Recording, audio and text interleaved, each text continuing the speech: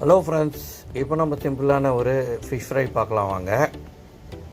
2 spoon குழம்பு மிளகாய் தூள், 1 ஸ்பூன் பெப்பர் பவுடர், 1 ஸ்பூன் உப்பு, அரை ஸ்பூன் மஞ்சத்தூள், 1 ஸ்பூன் இஞ்சி பூட்டு பேஸ்ட். இதை தண்ணி ஊற்றி நல்லா பிசைஞ்சிக்கலாம். பிசைஞ்சு வச்ச மசாலாவில் மீன் எடுத்து பரட்டி வச்சுக்கலாம்.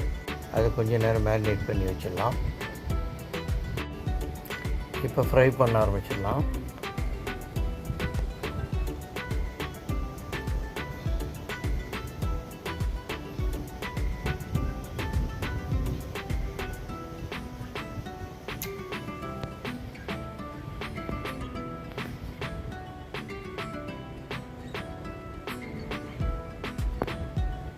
பாருங்கள், ஃபிஷ் ஃப்ரை ரெடி ஆகிடுச்சு.